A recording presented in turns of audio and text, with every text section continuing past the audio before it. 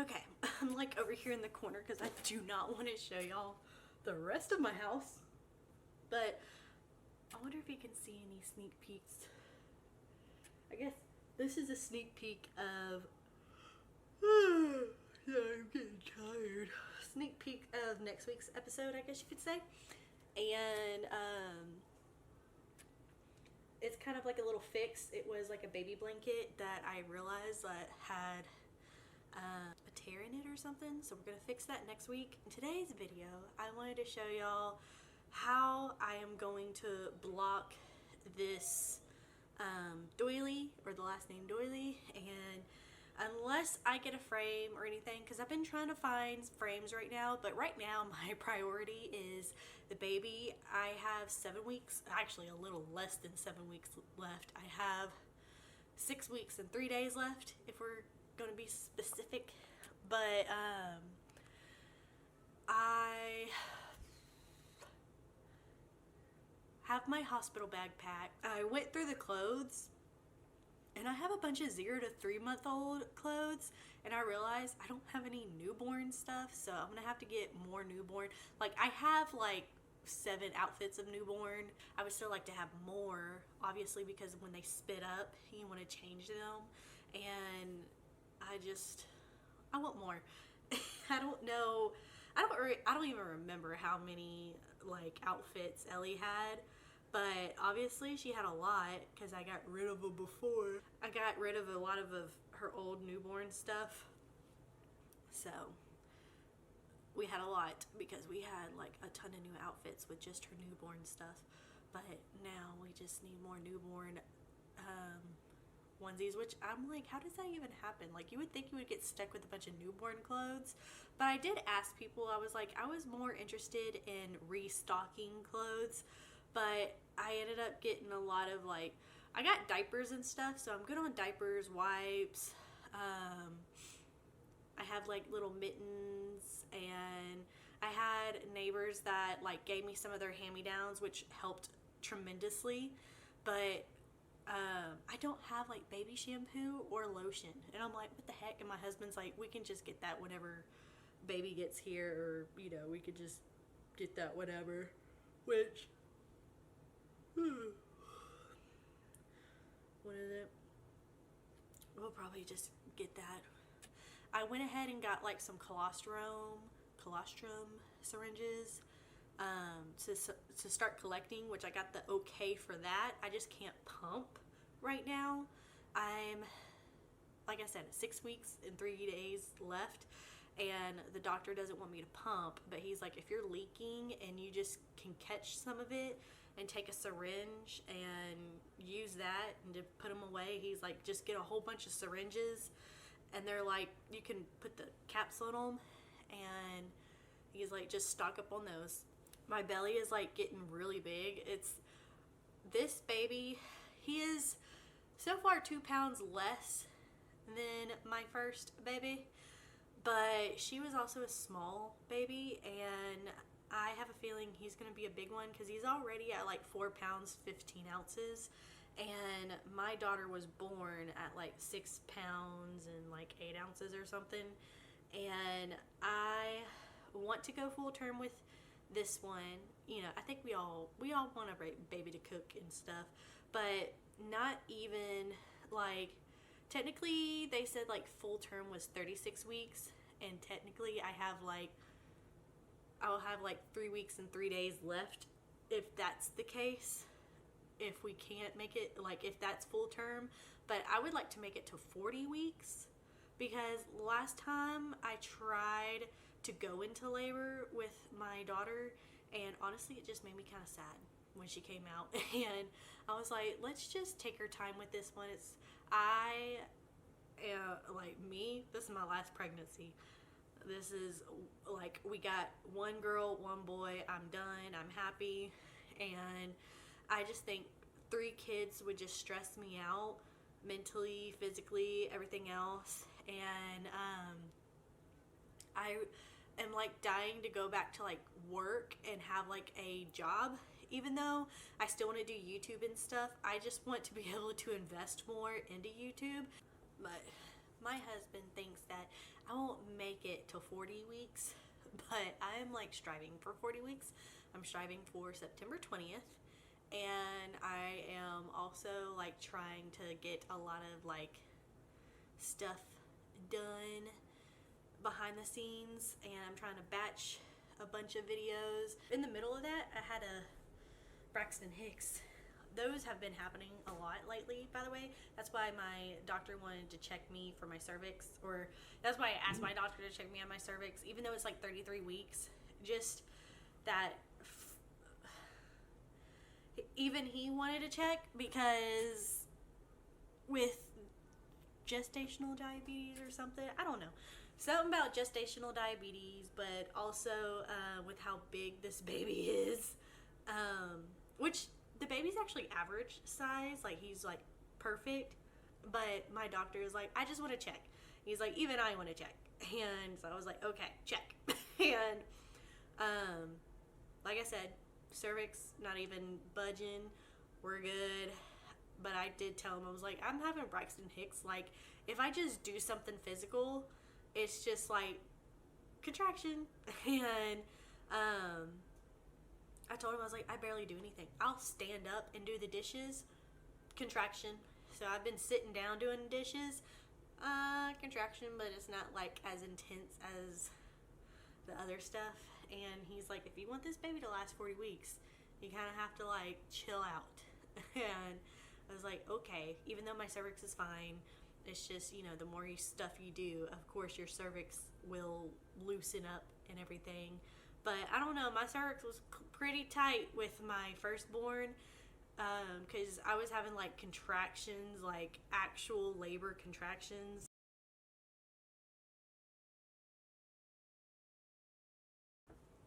I forgot what I was talking about, but sorry if this intro is kind of like rambly. I just want to update everybody before I get started with the tutorial, because the tutorial really isn't that long, and I am pregnant, and I just kind of want to share with all of y'all of what I'm going through right now, and hopefully we keep the consistent uploads and stuff. So let's go down and I'll show you how to do this thing. Okay, so to be honest, I'm just gonna kind of like go by what I see, because, or I'm gonna have to measure it, that's for sure. Let me get my measuring tape. So we have like 4.5 inches from here to here. Here we have, let me do it this way, that way I know. And over here it's a little under 4.5. So we're gonna try to make the sides 4.5, but let's also check the top and the bottom. And I'm going at the top of the border, not in the middle or anything. So this is like 18, but we can stretch it out to like, I think 18 and a half. Same thing, 18 and a half, but we have to do it kind of subtly. You don't want to do it too much. I just want to take a straight edge.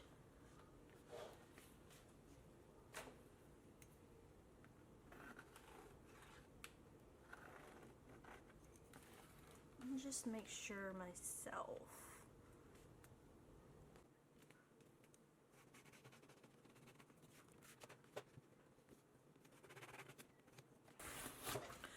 I also wanted to make double sure and go over with a Sharpie to make those lines thicker.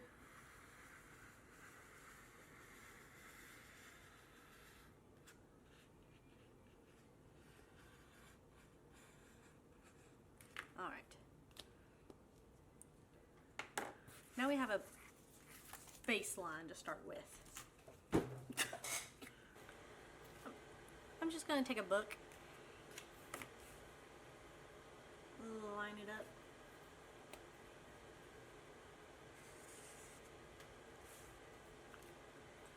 Do that.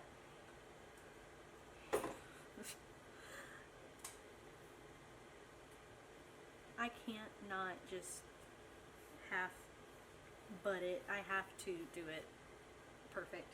Or I say I have to do it perfect, but I just want to do it and make sure I don't make any mistakes.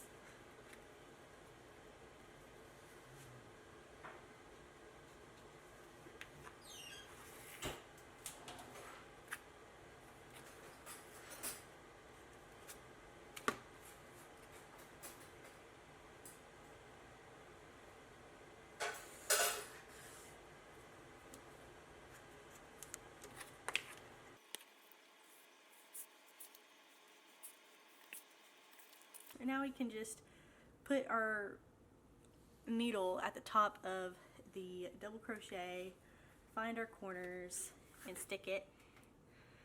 And then if you want, you can go ahead and stick that side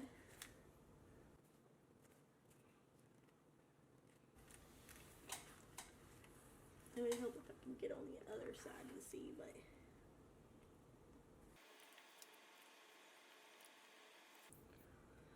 alright. And so now we can kind of, if you want, you can just go all the way down. And I would just make sure you stay on that black line. You can do a thinner line. I did a black line just to kind of keep it similarly the same. I like putting the needle right where these connect in the middle, because this seems like a really nice, like, thick space. If I were to put it in right here, I just feel like, yes, it would bring up those shells, but this is like a nice, like, anchor chain in a way, or anchor. So that's what we're gonna do. That's what I'm doing.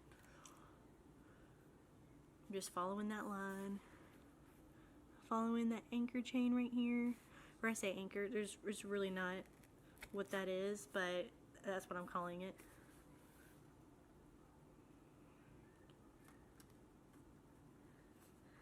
It just seems very durable in that spot.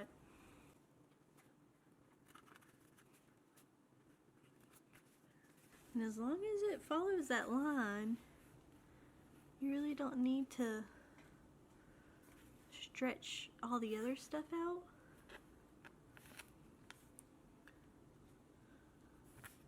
But I know I'm gonna have to do this one because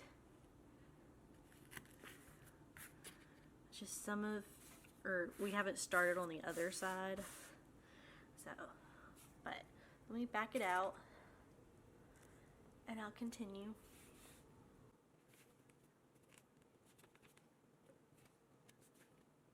I really don't want to do a time lapse. One, because I feel like this is something that you kind of like watch the process in its entirety.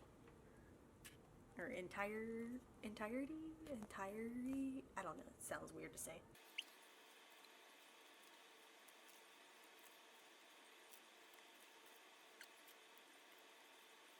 Now we do the top. This is where we're going to do the most stretching. And like I said before, it does kind of like, it's always the middle that stretches down the lowest.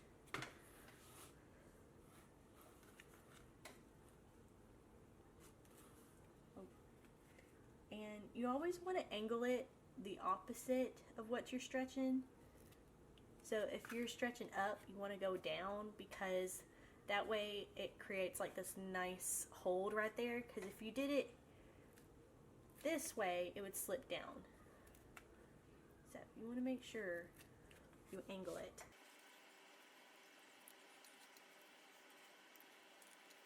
Don't think we're just stopping here.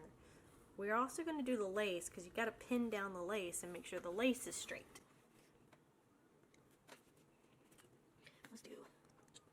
I like to kind of go in the middle, and then you just keep doing the middle of the middle of the middle of the middle.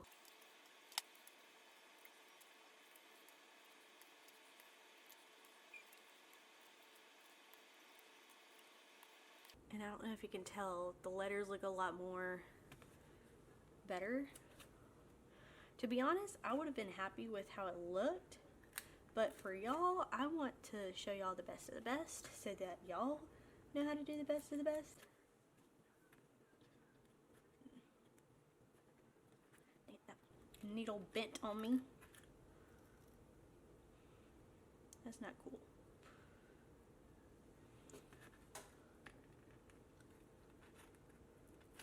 Okay, there we go. Alright, and as you can see, some of this down here started popping up or like started stretching out.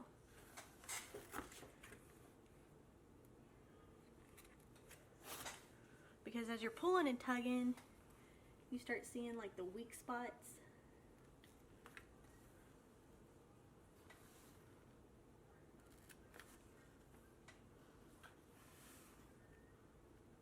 I say the weak spots, but the spots that need to be stretched out a little bit more.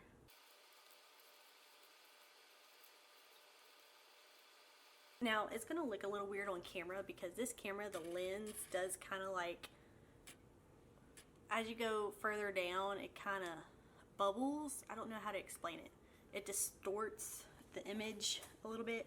But with this part, I don't want to stretch out the lace. The point is I want to lay down the lace because our base is that border. And so you just want to lay down and flatten the lace. But on this one, I do want to take the top of that lace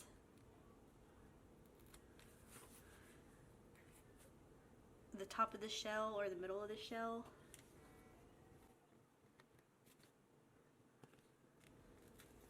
to even it out.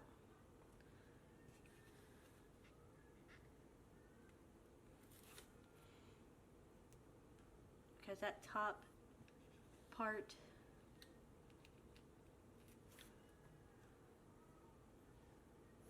is what's going to lay down everything. It's in the middle. Now if you want, you can flatten down right there in the middle of the two shell, or this is the top of the shell. You just want to lay it down. You don't want to stretch it out too much, but enough to like keep tension on there, just to kind of stretch it out and give it some shape. And if you wanted to, hold on, you could kind of just pin right there in the middle of the two shells. Here's the top of the shell. Let me show you again. Like the middle of this shell, you just kind of place it. But those, you want to lay the shells down. And just make sure that they're flat. I don't know if you can see that one. Nope. But I kind of want to leave the middle alone and just focus on just laying the lace down.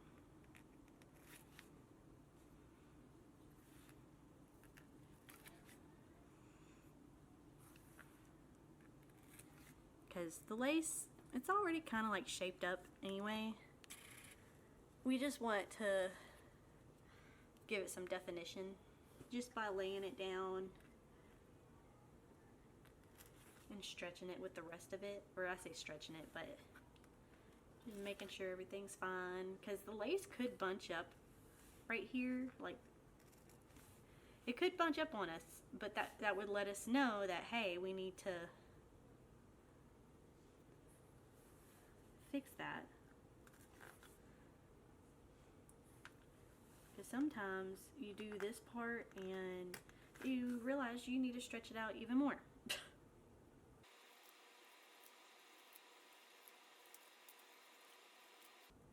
Okay, there's the first. And just see how this looks with everything just pinned down versus over here it's kind of ruffled up a little bit.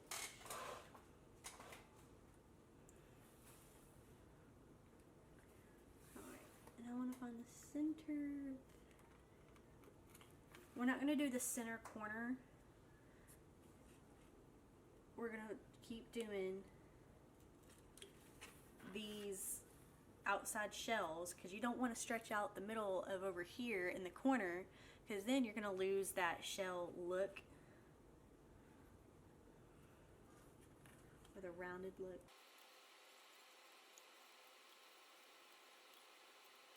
I'm having to move on to my regular metal push pins without the colorful tops, and they hurt. They're the old fashioned ones. Should have gotten the thimble.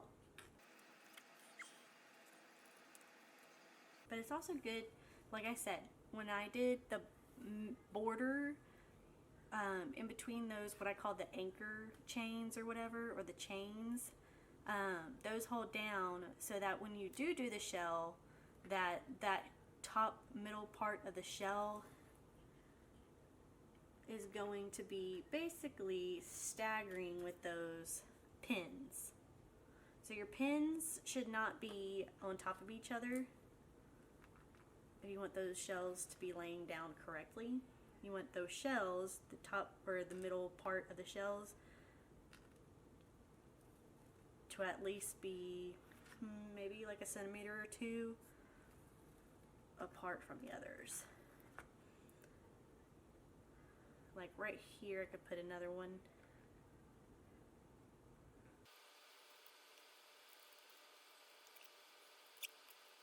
We're getting there.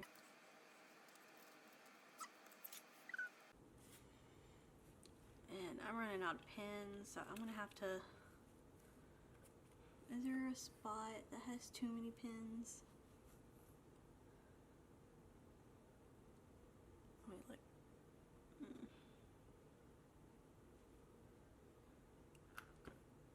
Yeah, that's fine.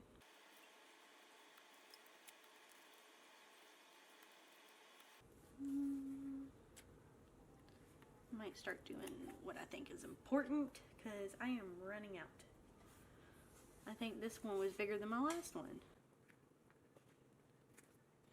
Because some of these are actually laying down. Like I can tell if I took that one out, it'd lay down just fine.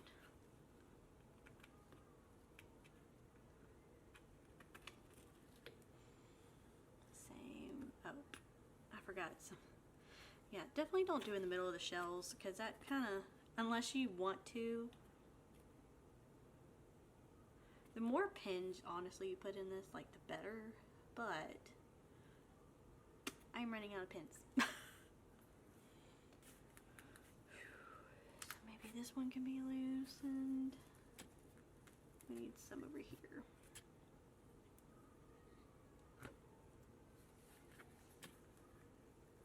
And, you know, as you're doing this, some of it stretches out anyway.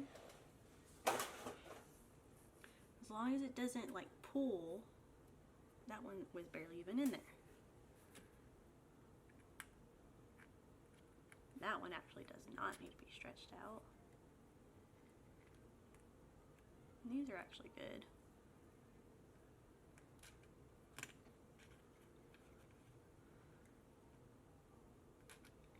Like, the point of this is you want to see the pattern as it is. And I think we've achieved it. Now we get to set it. So I can't find my regular spray bottle that I have, so I have my plant spray bottle that I spray, like, mist my plants with, but I have a mister. So let me get these books out of the way first. Get anything out of the way that you don't want to get soggy, especially any kind of other yarn that's near you, or your crochet hook books. Okay, so you don't want to get it drenched, but you just want to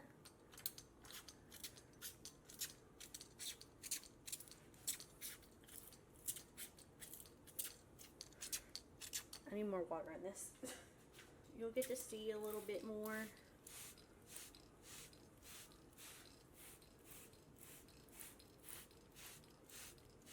You don't want the cardboard to get too wet. But I think that's good right there. We've got it just wet.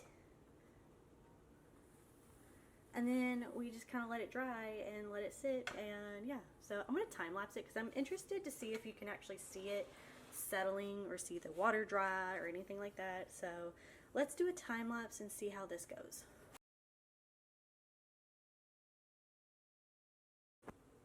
Alright, so it stayed overnight. You can leave this honestly for like a few days and stuff if you want, but I want to move this out of the way, and I also want to finish this video so I can move on to my next project.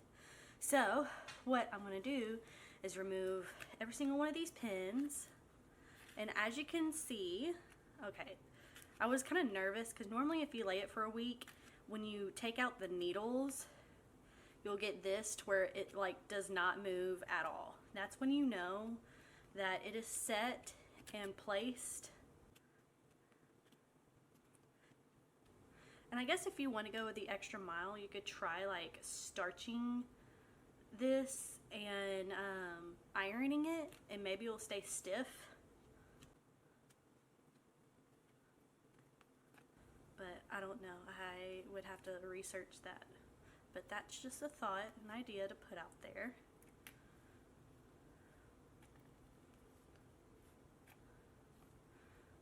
But so far, so good. I'm so excited. Yeah, you also, you know, if anybody out there does like granny squares and stuff like that, this is basically same concept, just on a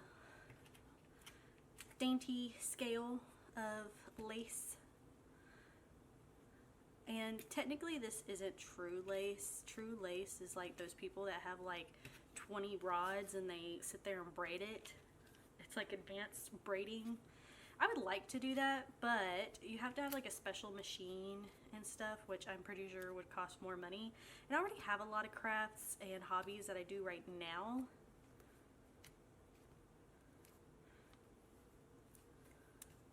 Like, I love resin, but I can't do that right now while I'm pregnant because I just don't want to be around the chemicals. Same with like the rhinestoning. I would love to rhinestone, and the reason why I did the other rhinestone series last month, I believe, with the HTV anything and using the Rhinestone World products and reviewing those, it didn't have, there was no glue or anything. It was all like iron-on, so that's why I did that, and that was a good alternative. But I was kind of disappointed because the what is it? The transfer tape did not grab a lot of the rhinestones, and a lot of people have reached out and messaged me about like the stronger or better rhinestone transfer tape, because I don't know what they gave me. I think they gave me something for like more of decals than actual like rhinestoning, or maybe it was me and I don't know, but it just was not a good,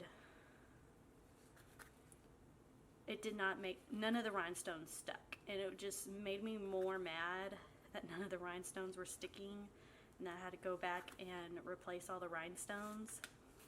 But so far it has rained several times and we've had a tropical storm and everything, and my rhinestone decal for my car that I did with the bling anything is still going strong.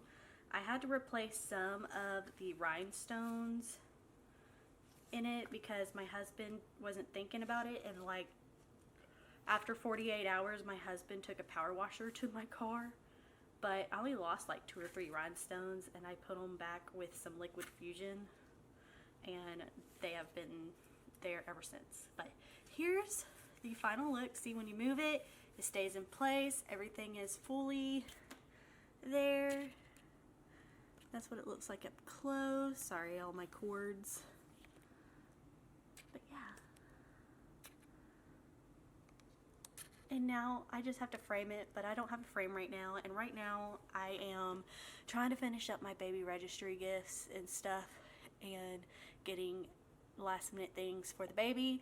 I will be posting my baby registry list down below. Basically it's just a bunch of like just extras that I need. I pretty much have all the baby gadgets. The only thing I don't have is like I have a baby carrier, but it's like not the, like I have a baby carrier on my registry, but it's not the baby carrier that, or yeah, it's not the baby carrier that I have. The one that I have is like the typical, like it looks like a backpack type of baby carrier, but the one that I want is like a sling, or it's the baby wrap, and that is still down below.